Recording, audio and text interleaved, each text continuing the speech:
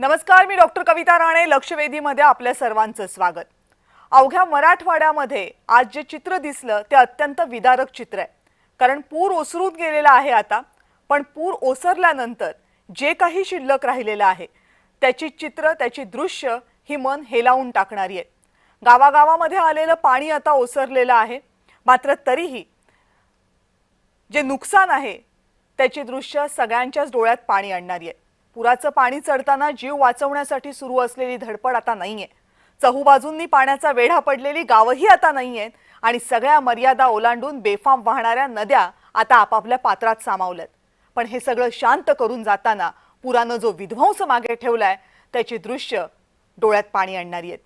आज पत्र्याच्या शेडमधल्या संसारांमध्ये बायका भांडीकुंडी शोधत होत्या. पुरुष घरातल्या पाण्यात पार भिजलेल्या धान्याची पोती रस्त्यावर आणून ठेवत होते. तरुण पोरं शेतात साठलेल्या पाण्याला मार्ग मोकळा करून द्यायचा प्रयत्न करत होती आणि शाळेत जाणारी चिल्ली पिल्ली भिजलेल्या वह्या पुस्तकांमध्ये पानं उलटायचा निष्फळ प्रयत्न करत होती. या सगळ्यांच्या डोळ्यात अश्रूंचा पूर होता. हे सगळं पुन्हा कसं उभं करायचं हा एक आणि एकच प्रश्न त्या शाळकरी मुलांपासून ते म्हाताऱ्या आजीपर्यंत सगळ्यांच्या डोळ्यात होता. या प्रत्येकाला मदत हवी आहे. लहान मोठी जी मिळेल जशी मिळेल ती, पण मदत हवी आहे. असं नुकसान झाल्यावर पहिल्यांदा जी मदत येते ती आज मराठवाड्यातल्या गावांमध्ये सुद्धा पोहोचायला सुरुवात झाली. पण आयुष्य उद्ध्वस्त झालेल्या अनेक शेतकऱ्यांनी ही मदत आज आल्या पावली परत न्यायला सांगितली. का? कारण ही मदत राजकीय प्रचार सोबत घेऊन आली होती. महाराष्ट्राचे उपमुख्यमंत्री एकनाथ शिंदे यांनी मराठवाड्यातल्या गावांमध्ये मदत पाठवली. अन्नधान्य, कपडे लत्ते, अंथरुणं पांघरुणं वगैरे वगैरे. पण ही मदत घेऊन येणाऱ्या प्रत्येक टेम्पोवर, मदतीच्या प्रत्येक पाकिटावर एकनाथ शिंदे, त्यांचे नेते, त्यांचा पक्ष, पक्षाचं चिन्ह सगळं छापलेलं होतं. संकटाच्या वेळी एकनाथ शिंदेंनी व्यक्ती म्हणून, पक्षप्रमुख म्हणून केलेली जी मदत आहे ती स्तुत्यच आहे, त्याबद्दल वाद नाही. पण ती देताना त्यांच्या पक्षानं केलेली बॅनरबाजी रुचली नाहीये लोकांना. अहो, जेमतेम महिनाभरापूर्वी मुंबईमध्ये झालेलं मराठा आरक्षणासाठीचं आंदोलन आठवा. एक दिवस आंदोलकांच्या पोटाचे हाल झाले. दुसऱ्या दिवशी अन्नाचे शेकडो ट्रक मुंबईमध्ये डेरे दाखल झाले. आज पुरात अडकलेला शेतकरी कोण आहे? तोच आहे ना. 500-500च्या सामानासाठी तो लाचार कधीच नव्हता. अहो, दारात आलेल्या अनोळखी पै पाहुण्याला तो शेतकरी कधी रिकाम्या हाताने पाठवत नाही. मग असं अन्नधान्यासाठी हात पसरणं, कुणाकडून अन्नाची मदत घेणं हे त्याच्या स्वाभिमानात कसं बसावं? पण आज पुरानं त्याचं सगळं हिरावून नेले. नाईलाजानं त्याला मदत घ्यावी लागते. त्या मदतीसाठी हात पुढे करताना त्याच्या स्वाभिमानाला काय यातना होत असतील याची आपण नाही कल्पना करू शकत. आणि म्हणून ही मदत जितक्या शांतपणे पोहोचेल ती महत्त्वाची आहे. पण त्याच मदतीचा जर जाहीर कार्यक्रम होत असेल तर शेतकऱ्यांचा संताप होणं यात नवल नाहीये. खरं तर जगाला पोचणाऱ्या पोशिंद्यावर ही अशी वेळ जेव्हा येते ना, तेव्हा त्याला अशा प्रकारे मदत घेण्याची वेळच येऊ नये इतकी आपली व्यवस्था बळकट असायला हवी. पण आपण अजूनही पाहणी दौरे, पंचनामे, अर्ज, विनंत्या, मागण्या, निकष या सगळ्यात अडकून पडलोय. त्यामुळे प्रत्येक आपत्तीनंतरचं तेच ते प्रदर्शन सुरूच राहते. अहो, पण त्याच्या पलीकडे जाऊन आपत्तीग्रस्त मनाचा आपण विचार करणार आहोत की नाही हा प्रश्न आहे. आणि आजच्या या सगळ्या दृश्यांनी तो प्रश्न अधिक गडद केलाय. याच प्रश्नाबद्दल आज आपल्याला बोलायचंय आणि त्यासाठी माझ्या सोबत आहेत भाजपचे प्रवक्ते गणेश खणकरजी. गणेशजी नमस्कार, स्वागत आहे आपलं. नमस्कार. शिवसेनेचे प्रवक्ते अरुण सावंत या चर्चेमध्ये सहभागी होत आहेत. अरुणजी आपलंही स्वागत. धन्यवाद. काँग्रेसचे प्रवक्ते हणमंत पवार आपल्या सोबत चर्चेत सहभागी होत आहेत. हणमंतजी आपलंही स्वागत. थँक्यू. शिवसेना उद्धव बाळासाहेब ठाकरे गटाचे प्रवक्ते सुनील मोदी चर्चेमध्ये सहभागी झालेत. सुनीलजी आपलंही स्वागत. नमस्कार. आणि शेती अभ्यासक आणि शेतकरी चळवळीतले नेते अजित नवले आपल्यासोबत चर्चेमध्ये पुन्हा एकदा आज आहेत. त्यांचंही स्वागत. सुरुवातीला मला अरुण सावंत तुमच्याचकडे यावं लागेल. म्हणजे असं कधी झालं नाही की तुमच्या पक्षानं मदत दिली आणि कुणी ती परत पाठवली, पण आज मराठवाड्यातल्या शेतकऱ्यांनी ते केलं. नाही आवडलं त्यांना. खरंच गरज होती या सगळ्या मदतीवर पक्षाचे नेत्यांचे फोटो छापण्याची, इतके बॅनर्स लावण्याची? कविताजी पहा, जे संकट मराठवाड्यातील शेतकऱ्यांवरती आलेलं आहे या संकटामध्ये सरकार तर सामील आहेच. आमचा संपूर्ण पक्ष त्यांच्या पाठीमागे उभा आहे. आता झालंय काय, या अशा वेळेत सुद्धा आपण सर्वांनी मिळून पक्ष वगैरे सर्व बाजूला सारून मदत करण्याकरता पुढे सरसावलं पाहिजे होतं. सर्वात पहिला आमचा पक्ष तिथे धावला मदत करण्याकरता. असं करत असताना ज्या गोण्यांमध्ये हे जे काही किराणा मालाचं सामान, राहण्याच्या वस्तू, औषधोपयोगी वस्तू त्या पिशव्यांमध्ये भरलं होतं, त्या पिशव्यांवरती त्यांनी स्वतःचं नाव छापलं आणि काही फोटो छापले. आता हे छापण्याचा विषय घेऊन विरोधक तुटून पडलेले आहेत. परंतु त्या पिशव्यांच्या आतमध्ये ज्या काही जीवनावश्यक वस्तू शिवसेनेच्या युवा शिवसेनेमार्फत आणि शिवसेनेच्या काही मंडळींमार्फत तिथे पोहोचवले, तात्काळ पोहोचवले. आज 80 पेक्षा जास्त ट्रक तिथे जाऊन पोहोचलेले आहेत. ह्या सर्व गोष्टीला महत्व राहिलंच नाहीये. फक्त आणि फक्त काही टीव्ही चॅनलवाले, काही विरोधक आपल्याच माणसांना पुढे करून, काही आपले शेतकरी विरोधातले त्यांच्या बरोबर जे आहेत, त्यांच्या पक्षामध्ये आहेत, त्यांना पुढे करून हे राजनीती खेळत आहेत. आणि या राजकारणाचा निषेध करतो मी. कारण आज जर सर्वप्रथम काही हवं असेल तर त्यांच्या पोटामध्ये अन्न, औषधं आणि त्यांना राहण्याकरता काही जुजबी ज्या वस्तू लागणार, मग त्या कशाही प्रकारे जाऊत, कुठल्याही पिशव्यांमध्ये जाऊत. तुम्ही तुमच्यामध्ये जर एवढं काही आहे नाही जे विरोध तुम्ही करता, तर तुम्ही आता लगेच तात्काळ कोऱ्या पिशव्यांवरती अन्नधान्य पाठवा, औषधं पाठवा. तुम्ही काहीही पाठवलं नाहीये. मात्र तुम्ही विरोध जो करत आहात त्या छापील चित्रणा घेऊन या गोष्टीला माझा तीव्र आक्षेप आहे. आणि हे फक्त आणि फक्त राजकारण आहे. गोरगरीब जनतेपर्यंत या ज्या काही वस्तू पोहोचलेल्या आहेत त्याचा स्वीकार ते करत आहेत. मात्र काही स्वतःच्याच माणसांना पाठवायचं आणि तुम्ही घेऊ नका, आम्हाला या वस्तू नकोय कारण त्याच्यावरती चित्र आहेत, छापलेल्या वरती तुमचे फोटो. हे निव्वळ राजकारण आणि खोटं आहे. हे जनतेला भ्रमित करण्याचा प्रयत्न चाललाय. काही टीव्ही चॅनेलवाल्यांना ते खरं वाटत आहे, अरे खरोखर इकडच्या वस्तू परत पाठवल्या, परंतु तसं मुळीच नाहीये. सच्च्या प्रेमाने शिवसेनेने, शिवसैनिकांनी, युवा सैनिकांनी ते अन्नधान्य गोरगरीब जे काही पूरग्रस्त आहेत त्यांच्यापर्यंत तात्काळ पाठवलेलं आहे. हे महत्वाचं आहे. अरुण वरची चित्र सावंतजी, महत्वाची तुमच्या नाही. देण्यावर, तुमच्या मदतीवर कोण आक्षेप घेते? कुणीही घेणार नाही. केलीच पाहिजे सगळ्यांनी मदत. तुम्ही केलीत. प्रश्न मदतीचा नाहीये. प्रश्न तुम्ही काय मदत केलीत याचाही नाहीये.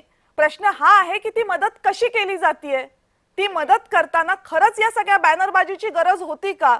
म्हणजे एकनाथ शिंदे किंवा तुमच्या पक्षाचे जर बॅनर्स त्याच्यावर लागले नसते, पोस्टर्स त्याच्यावर छापली नसती, तर काय ती मदत पोहोचली नसती का? म्हणजे तुमचं मूळ उद्दिष्ट काय आहे? मदत पोहोचवणं की आम्ही पोहोचवली हे सांगणं?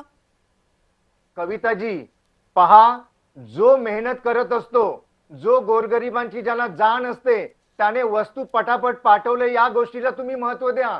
कोऱ्या पिशव्यांमध्येच का नाही पाठवली हा निव्वळ चुकीचा प्रश्न आहे. आणि जर कोऱ्या पिशव्यांवरती जर आम्ही पाठवली असती तर सध्या हे विरोधक या थराला गेलेले आहेत, ते हे सुद्धा सांगायला कमी करणार नाहीत की हे आम्हीच पाठवलंय, उबाटाने पाठवलेलं आहे, उबाटाने पाठवलेलं हे सांगायला ते कमी करणार नाहीत.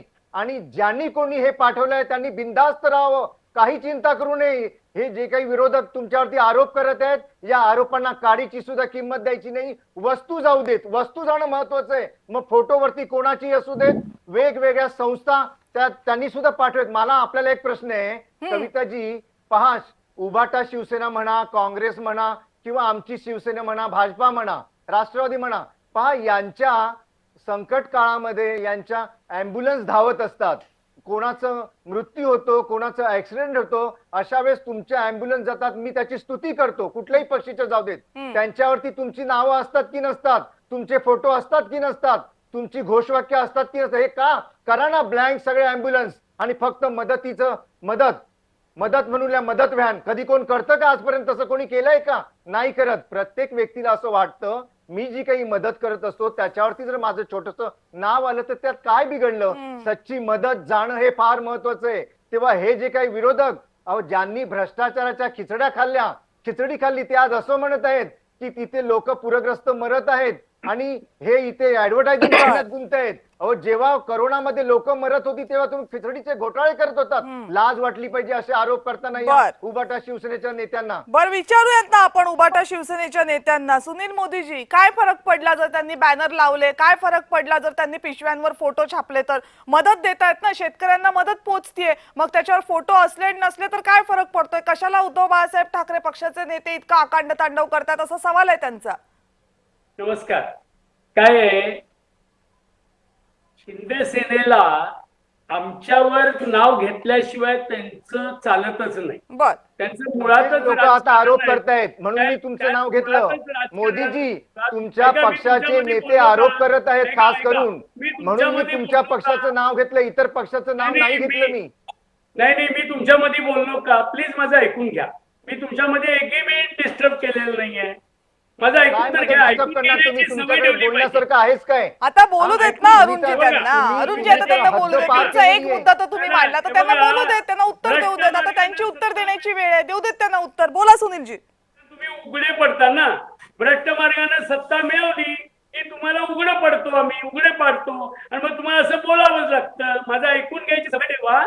महाराष्ट्राची सुसंस्कृती नेत्यांची एक फळी आहे, त्यामध्ये तुम्ही आहात असं मी समजतो. जरा 2 मिनिटं माझं ऐकून घ्या.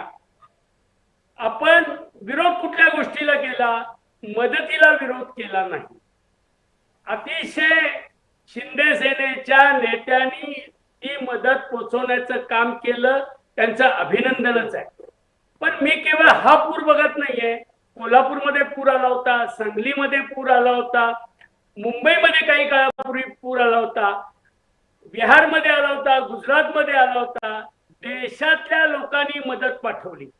त्यावेळी जास्तीत जास्त त्या समोर ट्रकवर कुणी मदत पाठवली त्याचा एक बॅनर लावायचे.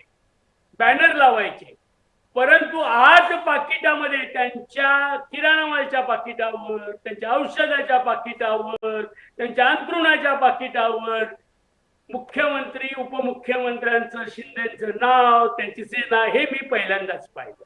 अशा प्रकारचा प्रचार करणं म्हणजे पूरग्रस्त वंचित थोर थट्टा करणं, चेष्टा करणं हाच त्याचा प्रकार आहे. समजून घ्या. याच्यावर आमची टीका आहे. ठीक आहे. तुम्ही करा ना, मदत करा, चांगली गोष्ट आहे. मदत केलीच पाहिजे. तुम्ही सर्वांनी मदत केली पाहिजे. आता त्या ठिकाणी अन्य लोकांनी मदत पाठवली आहे. मला माहितीप्रमाणे अजित पवारांनी पण मदत पाठवली आहे. अजित पवारांनी त्यांचे फोटो त्यांच्या पाकिटावर लावले नाही. काँग्रेसने काही प्रमाणात मदत पाठवली. आमच्या बंटी पाटीलांनी इथनं कोल्हापुरातनं एक ट्रक मदत पाठवली आहे, कालच पाठवली आहे. त्यांनी बंटी पाटलांनी त्यांच्या हात फोटो नाही लावले, हा बॅनरवर लावले. समजून घ्या, आजपर्यंत इतिहासामध्ये न घडणारी घटना घडलेली आहे. त्यामुळे शिंदे सेनेचे हा एक क्रूर प्रकार, चेष्टा करण्याचा प्रकार झालेला आहे. यात दुमत नाही. अशा बरं, क्रूर ठीक पद्धतीवर आहे. टीकाही होणारच. बर ठीक आहे. गणेश खणकरजी, मदत तर तुमचाही पक्ष करतो, सगळेच राजकीय पक्ष करतात. मग तुमचाही पक्ष हाच मार्ग अवलंबवतो का की तिथल्या प्रत्येक पाकिटावर तुमच्या नेत्यांचं नाव, त्यांचे फोटो हेच हवं असतं का? आणि ते जर नाही दिलं तर मदत पोहोचत नाही असं राजकीय पक्षाच्या नेत्यांना आणि राजकीय पक्षांना आता वाटायला लागले का? कविताजी, कसं आहे, ही अडचण कोणाची माहितीये? जी रोज सकाळी अमर भूपाळी देतात ना 9 वाजता, पूर्ण शुद्धीत नसलेले काही नेते रोज सकाळी जी भूमिका मांडत असतात, ती त्यांची अडचण आहे. म्हणजे मला एक कळत नाही, म्हणजे की आता काल जर मंत्रिमंडळाची बैठक संपल्यानंतर माननीय मुख्यमंत्र्यांनी या महाराष्ट्र शासनाची भूमिका एकदम स्पष्ट केली की जवळपास साधारणतः 32 लाख शेतकऱ्यांना मदत करण्याचं त्यांनी काल जाहीर केलं की आहे तिथेच ते पंचनामे करा. घराचे, शेतीचे हे वेगळे पंचनामे होतील.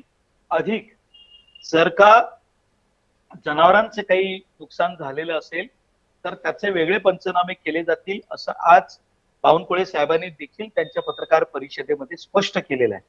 साधारणतः 2200 कोटी रुपयांची मदत ही आतापर्यंत सुरुवात झाली, काही जणांच्या खात्यात जमा व्हायला सुरुवात झालेली. आम्ही आमचं काम सुरू केलेलं आहे. हे महाराष्ट्र शासन म्हणून आम्ही हे काम करत आहोत. तर त्याच वेळेला ज्यांनी हा विषय काढला असेल, मला माहिती आहे हा विषय कुठून सुरुवात झालेली आहे. त्यांनी सुरुवात कुठून केली तर विरोधी पक्षनेता राज्याला नाही. म्हणजे प्रत्येक गोष्टीत राजकारण शोधण्याचा हा जो परिपाठ आता सुरू झालेला आहे ना, हा त्याचा परिपाठ. आता त्या पक्षाने मदत केलेली आहे आणि त्या पक्षाने आपल्या पद्धतीनं मदत केली. बा आम्ही जनतेपर्यंत जातोय. यापूर्वी काय असे प्रकार घडलेले नाहीत का हो? आणि अरुण सावंतांनी एक प्रश्न विचारला, या मुंबई शहरामध्ये यापूर्वी देखील अनेक इमारती कोसळलेल्या आहेत, आग लागलेली आहे, बॉम्बस्फोट घडलेले आहेत. तर त्यावेळेला या मुंबईत सर्वाधिक अँब्युलन्स कोणाच्या होत्या? तर शिवसेनेच्या होत्या. आणि स्वाभाविक आहे त्याबद्दल लोकांना कुतूहल सुद्धा होतं आणि लोकांना एक आपुलकी वाटायची, बा ऐन वेळेला कोण धावून आलं, तर शिवसेनेच्या अँब्युलन्स धावून आल्या. त्यावेळेला कोणी असं काहीच म्हटलं नाही ना. आज जेव्हा शासनही मदत करते, वैयक्तिक मदत सुरू झाली, आमची सुद्धा मदत जायला सुरुवात झाली ना.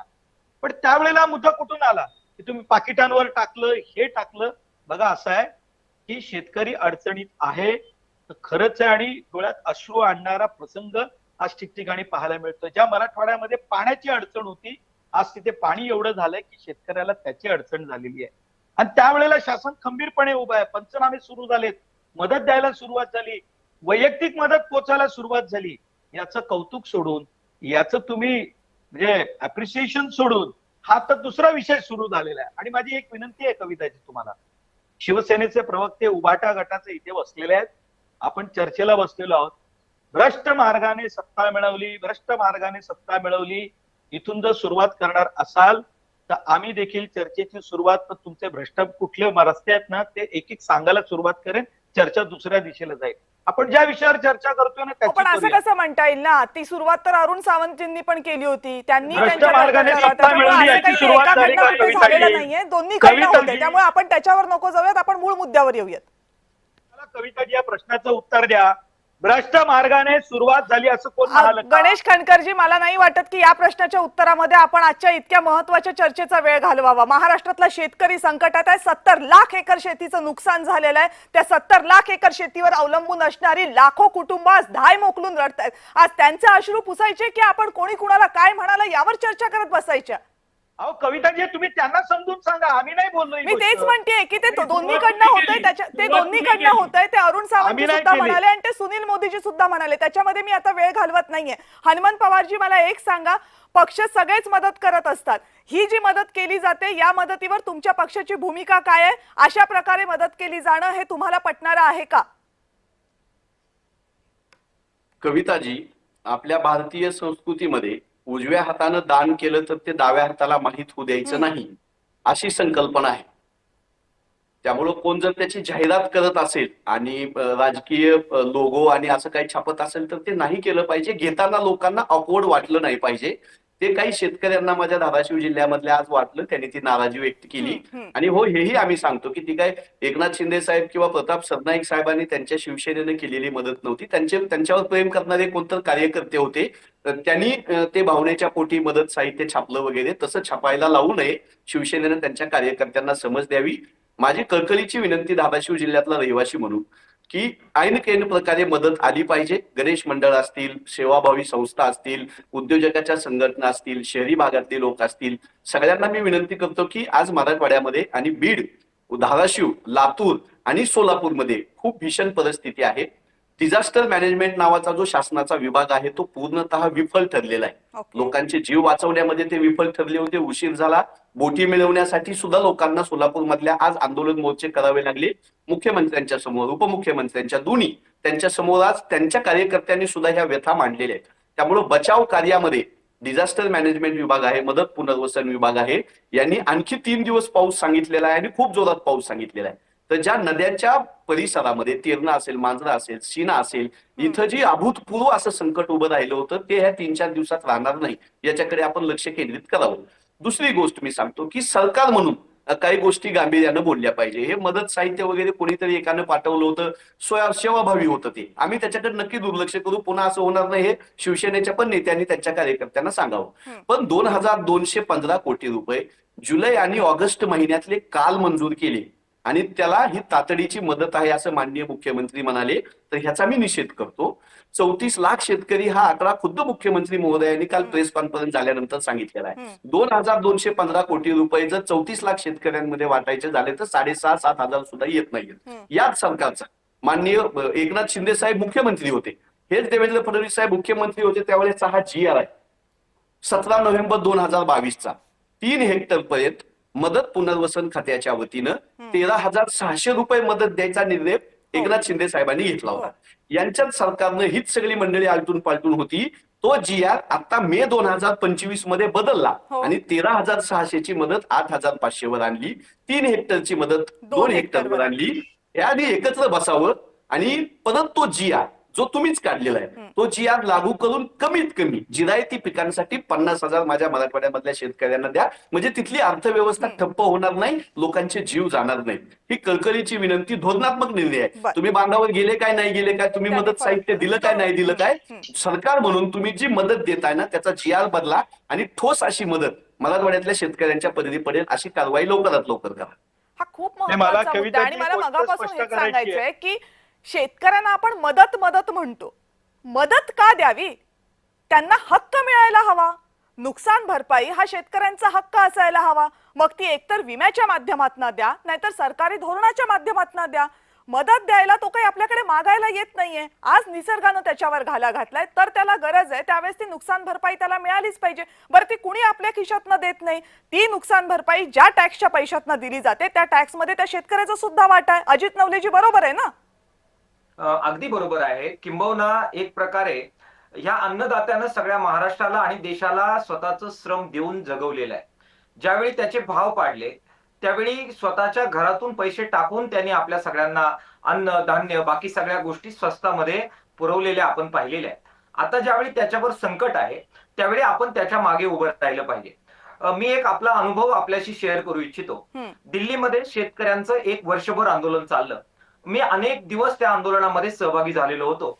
1-2 लाख लोकांचं जेवणाची व्यवस्था कशी होईल या विवंचनेमध्ये मी जरा चौकसपणाने चौकशी केली. त्यावेळेस लक्षात आलं की तिथे लंगर लागलेले होते आणि एक वर्षभर पंजाब हरियाणाच्या शेतकऱ्यांना 1 लाख शेतकऱ्यांना या लंगर मधून जेवण दिलं जात होतं.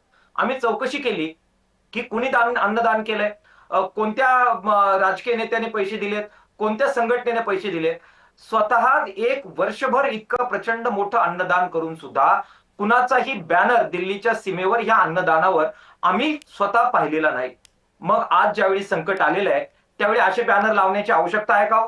आपण एका मानवतेच्या भावनेनं छत्रपती शिवाजी महाराजांचा हा महाराष्ट्र आहे आणि आपण सगळे त्याचे मावळे आहोत, तर मग त्या भावनेनं आपण आपली प्रसिद्धी न करता अशी मदत करण्यासाठी पुढे येऊ शकत नाही का? इतकं दातृत्व आपल्यामध्ये नाही का? याचा जरा सगळ्यांनी विचार करण्याची आवश्यकता आहे. मुद्दा नंबर 2, मुळात अशा प्रकारची मदत करावी लागणं हे सरकारी यंत्रणा पुरेशी मदत देण्यासाठी अपयशी ठरलेलं आहे. हे अधोरेखित करणारी गोष्ट नाही का हा प्रश्न पण मला उपस्थित करायचा आहे. सरकारने जितकी भरभरून मदत करावी की जेणेकरून शेतकऱ्यांना अशा प्रकारे मदतीची अपेक्षा राहणार नाही किंवा आवश्यकता राहणार नाही. स्वतः एकनाथराव शिंदे हे महाराष्ट्राचे उपमुख्यमंत्री आहेत. देवेंद्र फडणवीस साहेब तुमचे मित्र आहेत, ते मुख्यमंत्री आहेत. तुम्ही शासन आदेशावर काही बोलायला तयार नाही. 7,000 रुपये देऊन तुम्ही मोकळे झालेला आहात आणि वेगळ्या वेगळ्या अटी शर्ती लावून तुम्ही पीक विम्याचं संपूर्णपणाने वाटोळं करून टाकलेलं आहे आणि त्याची शिक्षा आज शेतकरी भोगतोय. तुम्ही ज्या अर्थशास्त्राच्या पद्धतीने निर्णय केला हे सगळे पैसे लाडक्या बहीण योजनेकडे वळवून कृषी योजनेचे जे सगळे वेगवेगळ्या अटी शर्ती आहेत त्या तुम्ही कमी केल्या, त्याचं बजेट कमी केलं आणि प्रीमियमची रक्कम पीक विमा योजनेची ती कमी करण्याच्या नादामध्ये तुम्ही अतिवृष्टीच्या संकटात पीक विम्याचं जे संरक्षण होतं ते बदलवलं. हे तुमच्या तोंडावर मला सांगायचं वाटतंय आणि मी तुम्हाला सांगितलं पाहिजे, राजकीय नेत्यांना मला हे सांगायला पाहिजे. तुमच्या राजकीय हेतूसाठी तुम्ही जो बदल केला त्यामुळे पीक विमा योजना आज आमची बर्बाद झालेली आहे आणि त्यामुळे मदतीची गरज आज आम्हाला पडलेली आहे. त्यामुळे ह्या चुका दुरुस्त करा, सरकारकडून पुरेशी मदत द्या, सगळा समाज म्हणून आपण मागे उभं राहा आणि क्रेडिटचं राजकारण न करता सगळा महाराष्ट्र एक आहे, शेतकऱ्यांच्या मागे उभा आहे, शेतमजुराच्या मागे उभा आहे, हा विश्वास त्यांना द्यायला पाहिजे. आणि हा मुद्दा खूप बरोबर आहे की मुळात अशी मदत देण्याची वेळच काय यावी. पण ठीक आहे, त्या आदर्श व्यवस्थेपासून आपण अजूनही गणेशजी खूप दूर आहोत आणि तो पल्ला गाठायला आपल्याला काही वेळ लागू शकतो आणि त्याच्यासाठी काय फक्त कुठलं सरकार एक जबाबदार असं म्हणण्याची गरज नाहीये. आपली व्यवस्था आणि त्या व्यवस्थेचं बळकटीकरण यासाठी आपल्याला अजून वेळ लागणार आहे, हे नाकारता येण्यासारखं नाहीये. पण जे स्वीकारता येण्यासारखं आहे त्याचं काय? का निकष बदलले जातात? जे निकष 3 हेक्टर पर्यंत शेतकऱ्यांना मदत देऊ शकत होते ते बदलले गेलेले आहेत. ती मर्यादा 2 हेक्टरवर आले. जिथे गेल्या वेळेस पर्यंत 17-18 हजार रुपये मदत मिळत होती ती आता कमी करण्यात आलेली आहे. तिसरीकडे जो विमा शेतकऱ्यांच्या हक्काचा असायला हवा होता तो विमा आता शेतकऱ्यांपर्यंत पोहोचत नाहीये. त्याच्यातनं अतिवृष्टी काढून टाकलेली आहे. म्हणजे शेतकऱ्यांना जे त्यांचा हक्क म्हणून मिळायला हवं होतं ते काढून घेतल्यानंतर ही मदत शेतकऱ्यांना किती पुरणार आहे आणि काय उपयोग आहे त्याचा शेतकऱ्यांना? गणेशजी, कविताजी, मुळात एक तर गोष्ट स्पष्ट करू इच्छितो. एक तर माननीय मुख्यमंत्र्यांनी जी काल प्रेस कॉन्फरन्स घेतली, एक तर ती तुम्ही ऐकलेली नसेल तर ती परत एकदा चेक करून घ्या. बर. त्यांनी काल एक गोष्ट स्पष्ट केली की आम्ही यानंतर पाऊस थांबल्यानंतर मग ते पंचनामे करणार आणि सुरू होणार याच्या अगोदर आम्ही मदत वाटायला सुरुवात केलेली आहे. हम्म. कालपर्यंत त्यांनी जी मदत वाटली त्याचा मी आकडा तुमच्या समोर ठेवला आणि आज एक स्पष्ट करू इच्छितो. एक तर यानंतर मदतीचा ओघ सुरू राहणार आहे. अधिक यामध्ये जनावरांचं नुकसान झालेलं असेल तर त्या संदर्भात महसूल खात्याच्या वतीनं वेगळे आदेश देण्यात आलेले आहेत. बरं, आता इथे त्याचे मी सुद्धा तुम्हाला पंचनामे किंचित थांबवते फक्त आणि परत तुमच्याकडे येते. तुम्ही मला सांगितलं प्रेस कॉन्फरन्स परत ऐकायला हवी, तर मी त्यातल्या काही गोष्टी फक्त आता तुम्ही सांगितल्यात त्यातल्या दुरुस्ती करते. मुख्यमंत्र्यांनी कालच्या प्रेस कॉन्फरन्समध्ये हे स्पष्टपणे सांगितलंय की मे महिन्यापासून जे नुकसान झालेलं आहे शेतकऱ्यांचं, त्या सगळ्या नुकसान भरपाईच्या आकडे म्हणून 2215 कोटी रुपयांचे तरतूद करणारे GR आम्ही आधीच काढलेले आहेत. यामधनं 30,64,000 शेतकऱ्यांना मदत दिली जाणार आहे. भागाकार केला तर प्रत्येक शेतकऱ्याला 7,500 इतकी रक्कम येईल असा भागाकाराचा आकडा सांगतो. ही सरासरी असेल. आणि दुसरा महत्त्वाचा मुद्दा, त्या 2215 कोटी रुपयांपैकी जवळपास 1,800 कोटी रुपये हे आत्ता राज्यातल्या विविध जिल्ह्यातल्या जिल्हाधिकाऱ्यांपर्यंत पोहोचलेत आणि जसे जसे पंचनामे होतील तशी तशी ही 2215 कोटी रुपयांची रक्कम दिली जाईल. 2215 कोटी रुपयांची रक्कम ही एकट्या मराठवाड्यातल्या आत्ताच्या अतिवृष्टीच्या नुकसान भरपाईची नाहीये, हे कालच्या प्रेस कॉन्फरन्समध्ये स्पष्ट झाले. आता बोला गणेशजी. धन्यवाद कविताजी. मला वाटलं काहीतरी तुम्ही वेगळं सांगाल. मला फक्त एकच तुम्ही एवढं सांगा, तुम्ही मला एवढं परत रिपीट करून सांगितलं तर यामध्ये माननीय मुख्यमंत्री किंवा महाराष्ट्र शासनाच्या वतीने असं सांगितलं का की ही दिलेली मदत अंतिम आहे, याच्यानंतर आता कुठलेच पंचनामे होणार नाहीत किंवा यानंतर कुठली मदत दिली जाणार? काल त्यांनी स्पष्ट करताना ही गोष्ट स्पष्ट केली की आम्ही अगोदरच यापूर्वीच रक्कम वळती करायला सुरुवात केलेली आहे. कविताजी, आता सुरुवातीला कविताजी, तो पाऊस झाला म्हणजे या महाराष्ट्रामध्ये कधी नव्हे तो 15 मेला पाऊस सुरू झाला. जनरली सुरुवातीचे पाऊस असतो त्याला आपण चिडकावा म्हणतो, पण मुंबई शहरात सुद्धा जो पाऊस झाला त्यामुळे आपली काय मुंबईची दैना झाली. कारण साधारणतः 10 जून पर्यंत मुंबईत पाऊस असतो या अपेक्षेने सर्व कामं सुरू असतात. तो 25 दिवस अगोदर मुंबईत पाऊस आला आणि काय नुकसान झालं मुंबईचे तुम्ही पाहिलं. अगदी महाराष्ट्रात सुद्धा जो पाऊस सुरू झाला मग ती पेरणी असते, दुबार पेरणीचं संकट येतं आणि ह्या अशा अनेक गोष्टी आहेत.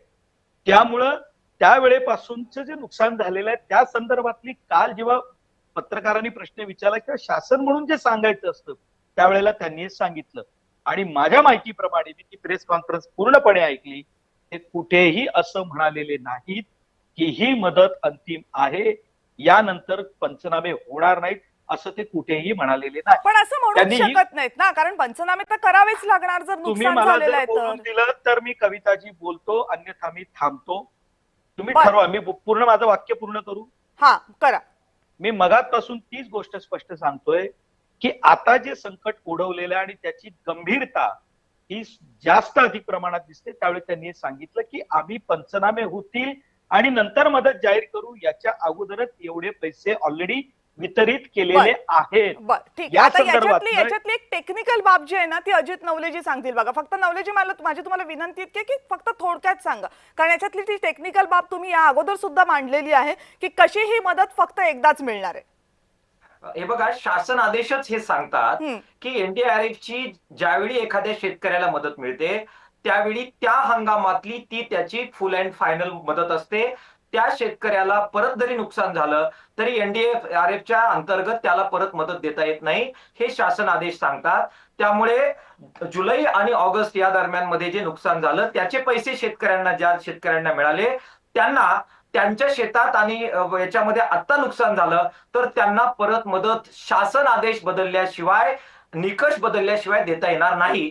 ही काळ्या दगडावरची रेख सरकारच्या वतीनं मारून ठेवण्यात आलेली आहे. बर, म्हणजे याचा अर्थ काहीतरी विशेष पॅकेज द्यावं लागेल पंजाब सरकार सारखं शेतकऱ्यांना, तोपर्यंत ही मदत आपल्याला वाढवता येणार नाही. अरुणजी, आता प्रश्न तुमच्यासाठी, कारण तुमचा पण पक्ष सरकारमध्ये, त्यामुळे एकट्या भाजपलाच काही प्रश्न विचारण्यात अर्थ नाही, तुम्हालाही विचारले पाहिजेत.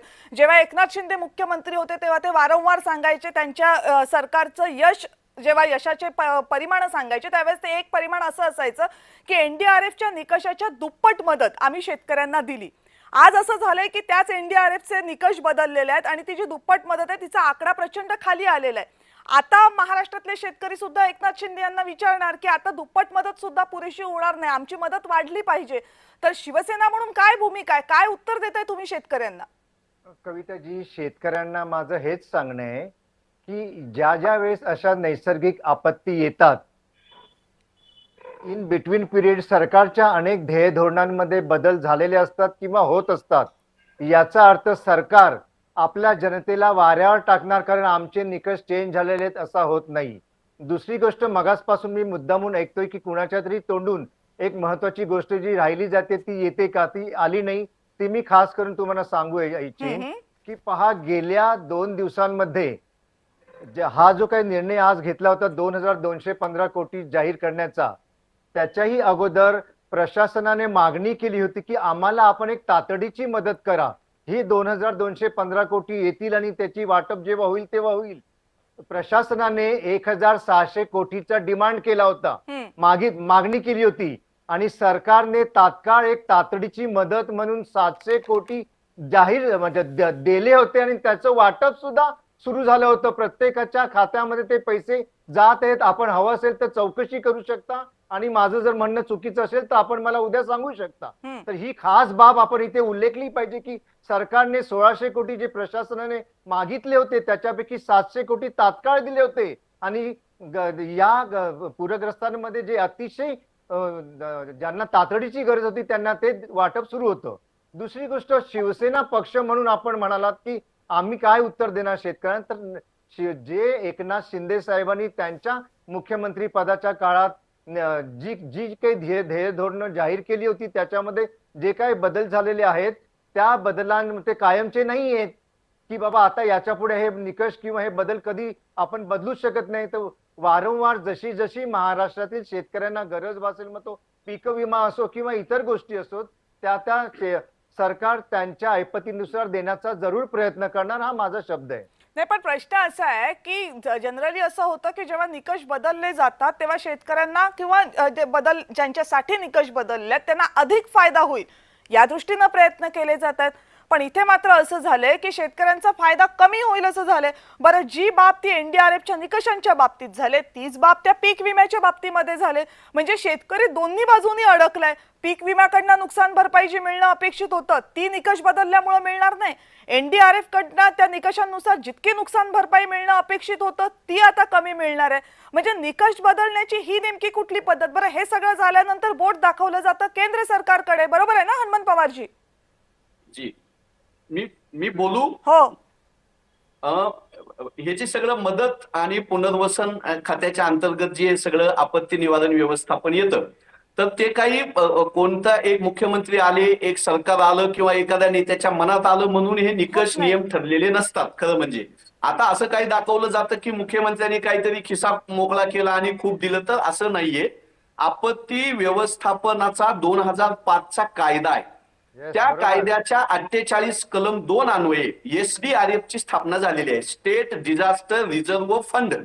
त्याच्यामध्ये 75% केंद्र सरकारचे पैसे येऊन थांबलेले असतात. त्याच्यासाठी राज्य सरकारला त्यांच्या खिशात काही करावं लागत नाही आणि उरलेले 25% राज्य सरकारला. मी कविताजी अत्यंत खेदानं सांगतो की आता विरोधक सत्ताधारी हे बाजूला ठेवा की महाराष्ट्र सरकारनं जुलै, ऑगस्ट, सप्टेंबर आता संपत आला, या 3 महिन्यामध्ये प्रचंड अतिवृष्टी आहे, लोकांचे जीव जात आहेत, प्राणी वाहून जात आहेत, मदतीची गरज आहे. केंद्र सरकारकडे एक साधा कागद सुद्धा मदतीसाठी पाठवला नाही, रिपोर्ट पाठवलेला नाही. केंद्राचं पथक यवांना यायला पाहिजे होतं, मराठवाड्यामध्ये, सोलापूरमध्ये यायला पाहिजे होतं, अहिल्यानगरमध्ये, नाशिकमध्ये यायला पाहिजे होतं, ते आलं नाही. तर मी साधं माझं म्हणणं आहे, महाराष्ट्रातला एक शेतकऱ्याचा पोरगा म्हणून म्हणणं आहे की केंद्र सरकारकडून जास्तीत जास्त मदत आणण्यासाठी देवाभाऊंनी, एकनाथ शिंदे साहेबांनी, अजितदादांनी वजन वापरावं. दुसरी गोष्ट सांगतो की पंतप्रधान पीक विमा योजनेचे ट्रिगर कुठलीही विधानसभेमध्ये चर्चा न करता मंत्रिमंडळाच्या कॅबिनेटमध्ये सुद्धा चर्चा झाली नाही. मी अतिशय जबाबदारीने सांगतो, ट्रिगर बदलले. 5 ट्रिगर होते, त्याच्यापैकी 3 ट्रिगर काढून टाकले. आज सोयाबीन ज्या अवस्थेमध्ये आहे त्या अवस्थेमध्ये पंतप्रधान पीक विमा योजनेमधल्या खासगी कंपन्या मदत द्यायला बांधील नाहीत. नियमामध्ये त्या बांधील नाहीत. काढणी पश्चात त्यांना एकच ट्रिगर यांनी शिल्लक ठेवलाय. आज काढणी पश्चात सोयाबीन आम्हाला दाखवायला शिल्लक नाही. जर पहिले 5 निकष असते तर सरकारला याच्यात पडायचं काही कारण नव्हतं. खाजगी कंपन्यांच्या मानगुटीवर बसून कोर्टामध्ये जाऊन त्यांच्याकडून नियमामध्ये 40 लाख हेक्टरवर सोयाबीनच्या मराठवाड्यातल्या आम्हाला 5,000 कोटी रुपये आज मिळाले असते. सरकारला स्वतःच्या खिशातले द्यायचे नव्हते. पण खाजगी विमा कंपन्यांचं भलं करण्यासाठी या सरकारनं आता शेवटचे कृषी मंत्री माणिकराव कोकाटे त्यांचा हा शेवटचा सगळ्यात वाईट निर्णय आहे. तर अजितदादांना आज लोकांनी विचारलं, मुख्यमंत्री साहेबांना लोकांनी विचारलं ना की तुम्ही कर्जमाफीचं आश्वासन दिलं होतं उजनीच्या सभेमध्ये, तर कर्जमाफी करा, पीक विम्याचे पहिले ट्रिगर करा, मदत पुनर्वसन खात्याचा GR तुम्ही बदला, वेगळं काही करू नका. जेवढं नियमात होतं आधी होतं तेवढं तरी आमच्या पदरात पडू द्या, ही माफक अपेक्षा. बर, सुनील मोदीजी, आता प्रश्न असा आहे की हे सगळे जेव्हा होतात, म्हणजे हे जेव्हा निकष बदलले जातात त्यावेळेस खरं तर विरोधी पक्षांचं हे महत्वाचं काम आहे की त्या निकषांना कडाडून विरोध करणं, त्या बदलांना कडाडून विरोध करणं. पण तेव्हा विरोध होताना दिसत नाही. आणि मग जेव्हा अशी आपत्ती येते तेव्हा मात्र विरोधी पक्ष पण कुठेतरी पाकिटांवर काय छापलेलं आहे, बॅनरवर काय छापलेलं आहे याच्यावर बोलत बसतात. म्हणजे जे मूळ मुद्दे आहेत त्याच्याकडे जर सरकारचं दुर्लक्ष होत असेल तर विरोधी पक्ष पण पाहणी दौरे आणि त्या या सगळ्याच गोष्टींमध्ये अडकलेला दिसतोय ना. कविताजी, मी 2 मुद्दे आपल्याला मांडू इच्छितो. पहिला मुद्दा जो तुम्ही म्हणला, तुम्ही विधान परिषदेतलं अंबासाहेब दानवे यांचं विधान आपलं जे अधिवेशन होतं त्यावेळेची भाषणं काढून बघा, त्यावेळेचे ठराव काढून बघा, त्यावेळी केलेला विरोध बघा, त्यावेळी सभात्याग केलेलं बघा. मुळातच परत आपण विषय येतो की विरोधी पक्षाचं हे ते काय, विरोधी पक्षाची भूमिकाच दाबायची, विरोधी पक्षाला दाबायचं हे या सरकारचं धोरण आहे. आणि त्यामुळे जो प्रखरपणे जो विरोधी पक्षाचा विरोध दिसायला पाहिजे तो दिसत नाही, हे दुर्दैवानं म्हणावं लागतं. मला सांगा ना की विरोधी पक्ष नेता का हवा, तो आज गरज आहे. त्याला तरी राजकारण घेतलं राऊत साहेबांनी मांडलं म्हणून. आज विरोधी पक्ष नेता हा अनेक ठिकाणी जाऊन कलेक्टरना विचारू शकतो, सांगू शकतो, सरकारला सांगू शकतो. त्याला संविधानिक कुणाला अधिकारच नाही विरोधी पक्ष नेत्याला. मग सरकार करताय हे बरोबर की चूक हे ठरवणार कसं, हा एक माझा महत्वाचा मुद्दा आहे. मी आणखीन एक महत्वाचा मुद्दा आपल्या समोर मांडू इच्छितो. मगापासून मी ऐकतोय की सरकारनं मदत दिली. मी जरी कोल्हापूरचा असलो तरी माझं बीड जिल्ह्यातील अंबेजोगाई हे गाव आहे. माझं जवळजवळ 12 एकर शेती माझ्या नावानं आहे, त्याच्यामध्ये किमान 20 फूट पाणी आहे. मी आजच सकाळी अंबेजोगाईवरून आलो आणि अनेकांची माहिती घेतली. त्या गावामध्ये जवळजवळ 100 शेतकऱ्यांना मी फोन लावले. जो GR आहे 2005चा की तातडीची मदत 5,000 रुपये त्यांच्या अकाउंटवर टाकली पाहिजे, आता अखेर कुठलीही तातडीची मदत सरकारनं दिलेली नाही आहे. हे फक्त घोषणा करतायत आम्ही पाठवलेत. लाईव्ह एखादा फोन नंबर देतो, त्या शेतकऱ्याला फोन करून विचारा की तातडीची मदत तुझ्या खात्यावर जमा झाली का. 1ही रुपया झालेला नाही जमा. आणि मागे जो मुसळधार पाऊस झालेला होता त्याचे पैसे काही प्रमाणात जमा झाले. आणि त्यातही दुर्दैव असं की बीड जिल्ह्यामध्ये डबल नुकसान झालेलं आहे. नुकसान एकदाच मिळणार असं कलेक्टरनी सांगितलेलं आहे. त्याच्यावर सरकारने काहीतरी निर्णय घेतला पाहिजे. याच्यावर सरकारने त्यांना पाठिंबा दिला पाहिजे. मला मान्य आहे तातडीची मदत, फोटो हे सगळं बाजूला ठेवू, शेतकऱ्याला जगण्यासाठी सरकारनं निर्णय केला पाहिजे. त्या निर्णयाला विरोधी पक्ष पूर्णपणे पाठीशी राहील. ही कविताची लक्षात घ्या भूमिका. हो, पण माझा प्रश्न तुम्हाला हा होता की तुम्ही मला सांगितलं की विधान परिषदेमध्ये अंबादास दानवेंनी भाषणं केली, निश्चित केली असणार, काहीच दुमत नाहीये त्याच्याबद्दल. प्रश्न असा आहे की शेतकऱ्यांच्या या मुद्द्यांवर का व्यापक आंदोलनं उभी राहत नाही? जसं मराठीच्या मुद्द्यावर विरोधी पक्ष आंदोलन उभं करतात, तो मुद्दाही महत्वाचा होता, तो मुद्दाही महाराष्ट्राच्या अस्मितेचा होता, वादच नाहीये. पण तसं शेतकऱ्यांच्या प्रश्नांवर का विरोधी पक्ष ठामपणे पुढे येत नाहीत, का आंदोलन होत नाही? जर या विम्याबद्दलचं आंदोलन या अगोदरच झालं असतं तर कदाचित आज महाराष्ट्रातल्या या मराठवाड्यातल्या शेतकऱ्यांना त्यांना हक्काची नुकसान भरपाई मिळाली असती. नाही, आम्ही तुम्हाला सांगतो बरेचदा आम्ही आंदोलन केले, निवेदन दिले. आजच अमरावतीमध्ये ठाकरे गटाच्या लोकांनी तिथल्या सीओला विचारलंय. असं होत नाही कविताजी. विरोधी पक्ष पूर्णपणे जागरूकपणे आहे, पण मुळामध्ये विरोधी पक्षाचं ऐकायचंच नाही हे सरकारने ठरवलेलं आहे. बर, ठीक आहे. अजित नवलेजी, कालचे विरोधक आजचे सत्ताधारी असतात, आजचे सत्ताधारी उद्याचे विरोधक असतात, याच्यामध्ये वाद नाहीये. पक्ष बदलतात, सत्ता येते, सत्ता जाते. पण एवढे वर्ष तुम्ही चळवळीमध्ये आहात, शेतकऱ्यांना जेव्हा इतकं सहन करावं लागतं त्यावेळेस हे मुद्दे चर्चेला येतात, त्यावेळेस यावरचे प्रश्न विचारले जातात, हिरारीने सगळेजण बोलतात. पण जेव्हा सगळं काही शांत असतं तेव्हा त्या शेतकऱ्याकडे कुणी बघायला तयार नसतं. कदाचित त्याचाच परिपाक म्हणून 75 वर्षात शेतीची ही अवस्था झाली आहे. अगदी खरं आहे. दुर्दैवानं महाराष्ट्रात आपण बघा, शेतीवर अवलंबून असणाऱ्या ज्या जाती आहेत त्या जातीमधला तरुण वर्ग जो आहे तो कोणत्या आंदोलनात सक्रिय केलेला आपल्याला दिसतोय? जातीच्या आंदोलनांमध्ये, आरक्षणाच्या आंदोलनांमध्ये त्याला गुंतवून टाकलेलं महाराष्ट्रामध्ये दिसतंय. मातीच्या प्रश्नासाठी आंदोलनं होण्याऐवजी जातीच्या प्रश्नावर आंदोलनं तीव्र झाली आणि त्यामुळे मातीची, शेतकऱ्यांची प्रश्न हे मागे पडलेली आपल्याला दिसत आहे. आपण शरद जोशींचा काळ ह्या महाराष्ट्रामध्ये पाहिलेला आहे. आपण कम्युनिस्टांच्या नेतृत्वाखाली महाराष्ट्रामध्ये दुष्काळासाठी झालेली आंदोलनं पाहिलेली आहेत. एन.डी. पाटलांच्या नेतृत्वाखाली झालेली आंदोलनं पाहिलेली आहेत. त्यावेळी ती मातीच्या आणि शेतीच्या प्रश्नावर व्हायची आणि त्यामुळे एक वचक या सगळ्या शेती धोरणांच्या बाबत महाराष्ट्रामध्ये अस्तित्वात होता. सत्ताधाऱ्यांनी हे बरोबर ओळखलं की शेतकऱ्यांमध्ये जर फूट पाडायची असतील आणि संबंध हे शेतकऱ्यांचे प्रश्न हे बॅकफुटला पाडायचे असतील तर वेगवेगळे नेते पुढे आणा, त्यांना ताकद द्या, जाती जातींमध्ये भांडणं लावा आणि रिझर्वेशन सारख्या प्रश्नांवर आवाज उठवून हे मातीचे प्रश्न सबंधपणाने मागे टाकत कॉर्पोरेट कंपन्यांना हा सबंध शेतीचा प्रदेश हा लुटण्यासाठी मोकळा करा. हे वास्तव महाराष्ट्रामध्ये आहे आणि त्यामुळे पीक विम्याचं आंदोलन मागं पडतं, त्यामुळे कर्जमाफीचं आंदोलन मागं पडतं. शेतकरी संघटनांमध्ये सुद्धा एकजूट नाही, हे खेदानं मला नमूद करावंसं वाटतं. आम्ही पूर्ण प्रयत्न करतोय की ज्या प्रकारे पंजाब हरियाणामध्ये संयुक्त किसान मोर्चाची लढाई सर्व शेतकरी संघटनांनी एकत्र येऊन केली, तसं महाराष्ट्रात सुद्धा सर्व जे चांगले शेतकरी नेते आहेत, ज्यांच्या मागे मास बेस आहे, त्यांनी सुद्धा राजकीय हित जरा बाजूला ठेवलं आणि ते जर एकत्र आले तर तसा दबाव गट बनू शकतो. मी आव्हान करतो आपल्या चॅनलच्या माध्यमातून की आता तरी सगळ्या शेतकरी नेत्यांनी, शेतकरी संघटनांनी, विरोधी पक्षांनी किमान समान मुद्द्यांवर एकत्र यावं आणि शेतीच्या प्रश्नावर, मातीच्या प्रश्नावर, जात आणि धर्माच्या पलीकडे जात एकजुटीने उभं राहावं, शेतकरी मायबापाच्या मागे उभं राहावं, हे आव्हान आपल्या माध्यमातून मला करायचं. बरं, ठीक आहे. गणेशजी, आता परत तुमच्याकडे येते. आपण थोड्या वेळासाठी हे बाजूला ठेवूयात की कोण सत्ताधारी आहे, कोण विरोधक आहे. पण आपल्याला सगळ्यांना हे दिसतंय की वातावरण बदलाचे परिणाम आपल्या सगळ्यांना भोगावे लागणार आहेत. हवामान बदलाचा परिणाम म्हणून या अशा आपत्ती आपल्याला वारंवार भोगाव्या लागणार आहेत. त्याची तीव्रता वाढत जाणार आहे, त्यांची फ्रिक्वेन्सी वाढत जाणार आहे. जर हे सगळं होणार असेल तर ही नुकसान भरपाई हा कळीचा मुद्दा भविष्यामध्ये ठरणार आहे. तो आत्ताही कळीचा मुद्दा आहे. जर याला उत्तर द्यायचं असेल तर सरकारला धोरण म्हणून याच्याकडे बघितलं पाहिजे.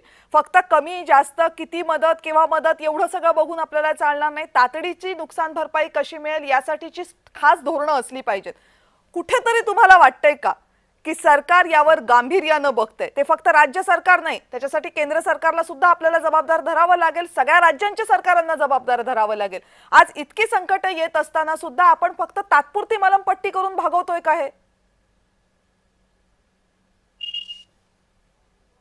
असं आहे की आपल्या या चर्चेमध्ये जी एक मोठी गोष्ट आहे, म्हणजे टीका करत असताना हे मान्य तर तुम्ही केलं की कमीत कमी वातावरण बदलाचा मुद्दा आहे आणि या महाराष्ट्रामध्ये अवकाळी पाऊस येणं आणि अवकाळी वर्षा सुरू राहणं हा प्रकार पहिल्यांदा झालेला आहे. बघा, असं आहे की ही ज्या वेळेला आपण चर्चा करतोय, हिमाचल प्रदेश असेल, जम्मू काश्मीर असेल, उत्तर प्रदेश असेल, आज राजस्थानाच्या वाळवंटात देखील पूर आलेला आहे. त्यामुळे ही गोष्ट मान्य करावी लागेल. पंजाब हरियाणाला पण आहे. तुम्ही ऍडिशन करू शकता कविताजी, मी काही तुम्हाला थांबवलेलं नाही. मी काही राज्यांची उदाहरणार्थ नावं घेतली आणि हे ज्या वेळेला होत असतं त्यावेळेला वातावरणातले बदल हे जसजसे आता यापुढे जातील तसं आपल्याला बदलावं लागेल. 15 मे पूर्वी महाराष्ट्रात कधी एवढा मोठा पाऊस झाला होता का? मी गेल्या वर्षी पाहिलं ना, 2024 मध्ये होळीच्या दिवशी महाराष्ट्रात पाऊस पडत होता. आयुष्यात मी कधी पाहिलं नव्हतं की होळी पेटवत असताना वरतून पाऊस पडत होता. वातावरणातले बदल आहेत, हे स्वीकारावे लागतील आणि आपल्याला बदलावे लागतील. आज तुम्ही चर्चेमध्ये अजित नवले यांना बोलवलं आणि अजित नवले यांनी एक खूप चांगली गोष्ट सांगितली. तुमचं मी अजित नवले मनापासून अभिनंदन करतो. तुम्ही 2 वेळा मार्च काढला. तुम्ही कम्युनिस्ट पक्षाचे अतिशय खंदे कार्यकर्ते आहात. तुम्ही 2 वेळा आलात ना, 16 मार्चला आलात 23 मध्ये आणि 22 जुलैला आलात 24 मध्ये. नाशिकवरून थेट मुंबईपर्यंत आलात. तुम्ही मोर्चे काढलेत. महाराष्ट्र शासनाने तुमची दखल नाही घेतली का? महाराष्ट्र शासन तुम्हाला भेटलं आणि तुम्ही स्वतः सांगितलं ना होय आम्ही समाधानी आहोत, आमचं म्हणणं शासनाने ऐकून घेतलं. आज तुम्ही जेव्हा हे सगळा आरोप करताय की शेतकऱ्यांमध्ये फूट पाडण्याचा विषय, अहो बच्चू कडू हे तुमच्या बरोबर होते ना, उद्धव ठाकरेंच्या मंत्रिमंडळात मंत्री होते. त्या 2 वर्षामध्ये काय निकष बदलण्यासाठी यांनी केलं? आज विधानसभेत पराभव झाल्यानंतर आज ते काम करतायत, करू द्या, नाही आनंद आहे या गोष्टीचा. पण एक गोष्ट स्पष्ट करतो, यापूर्वी कुठल्या सरकारनं शेतकऱ्यांना वर्षाला एक ठराविक रक्कम त्याच्या खात्यात जमा झाली पाहिजे म्हणून काम केलं होतं? मला सांगा ना. आता मोफत विजेचं धोरण जे महाराष्ट्राने सुरू केलंय सोलरच्या मदतीने, हे अख्ख्या देशभरामध्ये मॉडेल म्हणून लोक उपयोगात आणायला सुरुवात झाली आहे ना, आपण करतोय. पण निसर्गानं प्रकोप केल्यानंतर कुठेतरी आपलं चुकलं, आपण कमी पडलो. आणि शिकायचं काय असतं, तर राज्य चालवताना या अशा आपत्तीतूनच नवीन कायदा करण्यासाठी शिकायचं असतं. आणि राज्यशास्त्राच्या नियमानुसार ज्यावेळी आपण विरोधात बसलेलो असतो त्यावेळेला या आपत्तीला एक उदाहरण म्हणून देऊन विधानसभेत मांडून त्याचे कायदे नवीन बनवून घ्यायचे असतात. आपण जेव्हा सत्तेवर बसतो, आता मी याचे फोटो नाही दाखवणार की उद्धव ठाकरे मुख्यमंत्री असताना मंत्रालयात बसले होते त्यांच्या मातोश्रीच्या घरामध्ये, आणि देवेंद्र फडणवीस आणि दरेकर चिखलामध्ये महाराष्ट्राच्या शेतकऱ्यांबरोबर फिरत होते. आता त्यावेळेला जे कळलं ते आज काही आपण प्रत्यक्षात आणणं नाही, म्हणजे माणूस नाही आहोत का आपण? आहोत ना. आम्ही सुरुवात केलेली, आणि हेही स्पष्ट करतो, मी मगातपासून 2दा म्हणालोय, तिसऱ्यांदा सांगतो, आज जाहीर झालेली मदत ही अंतिम नाही. ठीक आहे. याच्यानंतर सुद्धा केंद्र सरकार याची दखल घेईल. ठीक आहे, तुम्ही तुम्ही मगाशी एक तिसऱ्यांदा वाक्य सांगताय, म्हणालात. तुम्ही नाही, ऐका, तिसऱ्यांदा कविताजी. सांगताय, तुम्ही तुम्ही एक तिसऱ्यांदा वाक्य सांगताय. म्हणालात. हो बरोबर आहे, तुम्ही तुम्ही आज चर्चेमध्ये तिसऱ्यांदा सांगताय गणेशजी. मला अपेक्षा होती की जो प्रश्न मी विचारला त्याला राजकारणाच्या पलीकडची व्यक्ती म्हणून, अभ्यासू व्यक्ती म्हणून तुम्ही उत्तर द्याल, पण राजकारणाच्या चाकोरी काही सुटत नाहीये. त्यामुळे त्यांनी काय केलं, तुम्ही काय केलं, 2.5 वर्षांच्या काळात त्यांचं काय, आमचं काय, याच्यामध्ये जर आपण अडकून राहिलो तर संकट तोंडावर, दारावर येऊन ठेपलेलं आहे. ते काय आपली वाट नाही बघत बसणार आहेत की आपण काय उपाययोजना करणार आहोत, आणि ते काय विध्वंस करतोय ते नजरेसमोर आहे. ते या वर्षी घडलं, ते पुढच्या वर्षी घडणार नाही याची कुणी खात्री देऊ शकणार नाही. ठीक आहे, हनुमंत पवारजी, एक प्रश्न तुमच्यासाठी आहे, कारण मराठवाड्यातला हा सगळा विध्वंस तुम्ही डोळ्यांनी बघताय. प्रश्न माझा असा आहे, मी कोकणातली आहे, त्यामुळे कोकणात जेव्हा दरडी कोसळतात, कोकणात जेव्हा पूर येतो, तेव्हाही आपण बघतो की काय लोकांच्या डोळ्यातलं पाणी सांगत असतं ते. आज ज्या चर्चेची, ज्या विषयानं आपण सुरुवात केली ना, त्याच्या अनुषंगानं हा प्रश्न आहे की जेव्हा सगळं गमावतो आपण, आपलं घर जातं, घरातल्या सगळ्या वस्तू जातात, डोळ्यासमोरचं शेत जातं, काही राहत नाही. शेतकऱ्याकडे असतं काय दुसरं, तेवढंच तर असतं. त्याच्याकडे काय बापजाद्यांचा पैसा नसतो, ना उद्योगांमधनं येणाऱ्या शेअर्समधनं येणारे पैसे असतात, काही नसतं त्याच्याकडे, तेवढंच असतं. तेवढं जेव्हा तो गमावतो आणि कुणीतरी त्याला काहीतरी द्यायला येतं, ते घेताना काय यातना होता, तो दिसतं ना आपल्याला काय यातना होतात. त्याला ते घ्यायचं नसतं, ती मदत त्याला अपमान वाटते, पण त्यावेळेस ती गरज असते. ही अशी मदत देताना जर आपण किमान सहृदयता नाही दाखवली तर आपण त्या वेदनेवर फुंकर घालतोय की त्याच्यावर जखमेवर खपली धरण्याऐवजी मीठ टाकतोय? कविताजी, 100 पेक्षा जास्त लोकांचे जीव मराठवाड्यामध्ये आणि सोलापूरच्या भागामध्ये गेलेले. आणि खरोखर सांगतो, आपल्या मुलाला जितका जीव लावतो आपण, तितकाच शेतकरी हा त्याच्या जनावरांना जीव लावतो, तितकाच त्याच्या पिकांना जीव लावतो. स्वतःचं मूल, स्वतःच्या गोठ्यातलं जनावर आणि स्वतःच्या शेतामध्ये उभा असलेली द्राक्षाची बाग असेल, टोमॅटोची झाडं असतील, सोयाबीन असेल, ही सगळी आपल्या लेकरासारखं शेतकरी आम्ही जपतो, त्याला तसंच वाढवतो. ते उद्ध्वस्त झालेलं आहे. त्यामुळे पहिली जबाबदारी केंद्र राज्य सरकारची आहे. कारण मला ती फेज मान्य नाही, पण आपण म्हणतो मायबाप सरकार. तर तसंच आम्ही जसं आमच्या लेकरा बाळाकडे बघतो, आमच्या पशु जनावरांकडे बघतो, पिकाकडे, तसं सरकारनं आमच्याकडे बघावं. तसं होत नाही, कमी पडतोय. आपण मान्य करू ना, आम्ही कमी पडलो ना. हा GR ज्यावेळेस बदलला गेला त्यावेळेस आम्ही जितका उठाव करायला पाहिजे होता तितका नाही केला, ही मान्यच करतो मी चूक. पण म्हणून सरकारनं अजून मदत कमी असं करू नका. केंद्र सरकारकडून विशेष पॅकेज आणावं. ती पंजाबची अर्थव्यवस्था आपल्यापेक्षा खूप छोटी आहे हो. 50,000 रुपये भगवंत माननी त्यांच्या अकाउंटवर दिले आणि आमच्या अकाउंटवर 7,000 रुपये तुम्ही पाठवायची चेष्टा करताय. सोयाबीन माहित आहे, 1 एकर सोयाबीन जर पेरायचं असेल तर मशागत पूर्व खर्च आणि पेरणी आणि काढणीचा खर्च 19,000 ते 23,000 आहे. 1 हेक्टरचा खर्च 50,000 पर्यंत जातो. 50,000 रुपये आम्ही जिथं गुंतवलेत आणि येणारे 2-3 लाख रुपये होते, असे सगळे मिळून 2.5-3 लाख रुपये आमच्या डोळ्या देखत वाहून जाताना जर तुम्ही 7,000 रुपये घेऊन देवाभाऊ येणार असाल, एकनाथ शिंदे साहेब येणार असाल, अजितदादा येणार असाल, तर हे योग्य नाही, एवढंच म्हणू शकतो. हे खरं आहे. आणि जसं तुम्ही ते जनावरांचं म्हणालात, म्हणजे कालचे ते काही व्हिज्युअल्स होते ज्याच्यामध्ये ती दावणीला बांधलेली जनावरं गेली होती आणि त्या बायका धाय मोकलून रडत होत्या. कुणाला नाही वाटतं, दारातलं त्या मुकं जनावर जीव लावलेलंच पोरासारखंच असतं ते, त्यामुळे ते असं जर गेलं तर कुणाच्या डोळ्यात नाही पाणी येणार. पण त्याची मदत म्हणून काय मिळणार, कारण तो फक्त ते जनावर नसतं, तो त्याच्या उदरनिर्वाहाचा आधार असतो. त्याच्याऐवजी 20-30 हजार रुपये जर मिळणार असेल तर त्याने काय पोट शेतकऱ्याचं भरणार नाही. एवढं आपल्याला सगळ्यांना लक्षात ठेवायला पाहिजे की तो शेतकरी आज गरीब आहे, ती त्याची चूक नाहीये हो, ती या व्यवस्थेची चूक आहे. ही व्यवस्था त्याला त्याच्या हक्काचं जे आहे ते द्यायला कमी पडलेली आहे, ही चूक आहे. आपण कुठल्या तोंडाने म्हणतोय की आपण शेतकऱ्याला मदत देऊ? कोण आहोत आपण शेतकऱ्याला मदत देणारे? शेतकऱ्याचा तो हक्क आहे. आज जर निसर्गानं त्याच्यावर संकट आणलं असेल तर त्याला नुकसान भरपाई मिळणं हा त्या शेतकऱ्याचा हक्क आहे. आणि ती नुकसान भरपाई, त्याचं 100 रुपयाचं नुकसान झालं तर आम्ही 20 रुपयाची देऊ असं म्हणून आपण मदतीचा ढिंडोरा पिटत असू ना, तर आपण त्या शेतकऱ्याची क्रूर चेष्टा करतोय. आणि ही चेष्टा महाराष्ट्रात वारंवार व्हायला नकोय. आणि जर ते व्हायचं नसेल तर धोरणं, निकष यांच्यात बदल घडवावेच लागतील. आज मराठवाड्यातला शेतकरी त्याच अपेक्षेनं महाराष्ट्राच्या सरकारकडे बघतोय. सरकारला त्याच्या डोळ्यातले अश्रू दिसतील याच्याबाबत शंका नाहीये. आज सगळे मंत्री ते अश्रू पाहत आहेत. पण ते अश्रू पाहिल्यानंतर जो बदल अपेक्षित आहे तो घडला तर तो महाराष्ट्रासाठी सुदिन असेल. आणि मराठवाड्यातल्या शेतकऱ्यांना जर दिलासा मिळाला तर महाराष्ट्रातल्या पुढच्या सगळ्या आपत्तीग्रस्त शेतकऱ्यांना सुद्धा ती एक महत्त्वाची दिलाशाची बाब असेल. आपण सगळेजण आज या चर्चेमध्ये सहभागी झालात, आपापले मुद्दे स्पष्टपणाने मांडलेत, त्याबद्दल आपल्या सगळ्यांचे मनापासून आभार. लक्षवेधीमध्ये आता वेळ झाली इथेच थांबण्याची. पाहत रहा जय महाराष्ट्र.